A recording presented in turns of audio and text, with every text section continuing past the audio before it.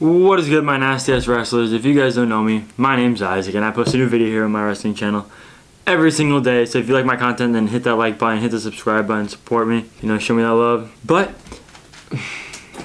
if you're watching this video, it's because you're trying to pick a weight class and you're not sure if you should or not. And as you can tell by the title of my video, this is 4 tips to picking your own weight class. Okay? So before you ever judge your weight, before you ever judge what weight class you should be in, you have to ask yourself a few questions, okay? Are you eating right? During the entire wrestling season, you should be eating a high fat, high protein, low carb diet. The entire wrestling season. It lowered my walking weight like 3 pounds, 4 pounds. It was amazing, right? And I'm not a fat person. So if you have some fat on you, you can lose a lot of weight with this. Just make sure you don't eat like a ridiculous amount of calories. But you can get away with eating a lot more because you have a wrestling practice every single day. Number 2 is, how's your cardio? Are you running every night? Are you doing something extra after wrestling practice every single day to improve your cardio? Do you feel good in wrestling matches? Do you feel good in wrestling practice?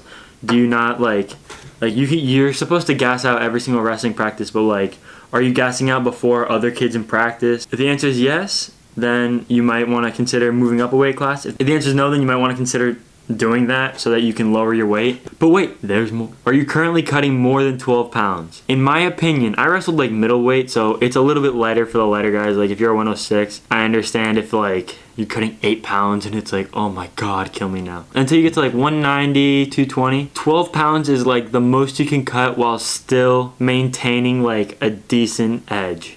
And you don't end up hurting yourself more than you're cutting. You know what I mean? Because in wrestling you have to weigh in and then wrestle 2 hours after.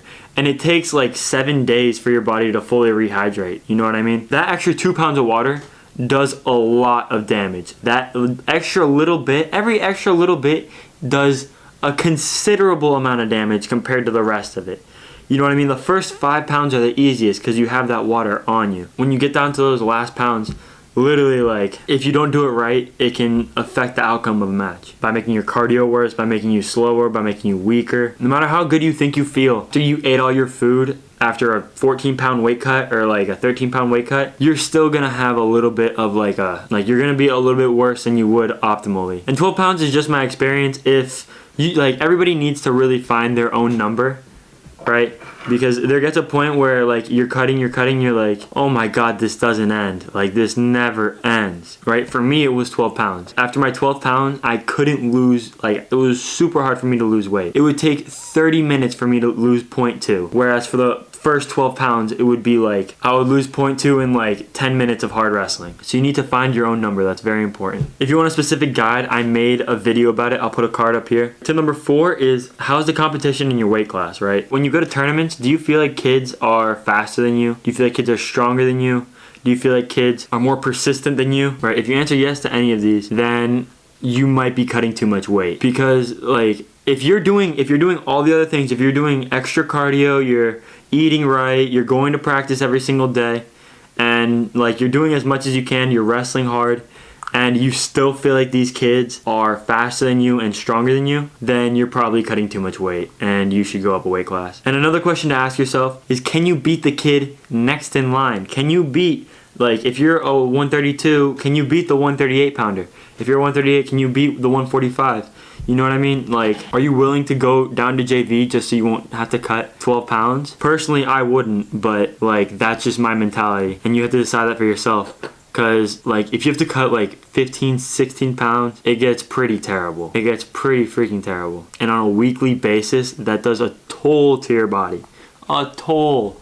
You have to remember you have to do this every week, or you have to be within I think 5% of it every single week. So even if you wrestle up a weight class, you still have to weigh in within 5% of your weight. So that the next time you wrestle, you can you're only allowed to lose a certain amount of weight per week according to your weigh-ins. So if you weigh in too heavy at one tournament, the next tournament, a ref or a coach can call you out and be no, he weighed 160 last week. There's no way he's wrestling 145. So those are my tips. If you guys like this video, if you like my content, hit the like button, hit the subscribe button. I put a lot of work into this. I work every single day. So show me that love. If you have any suggestions for videos, comment it down below. Hit me up on Instagram if you want to send me a video and I'll critique it. I still have to check my email for, I think someone sent me one. But I'll see you guys tomorrow. Peace.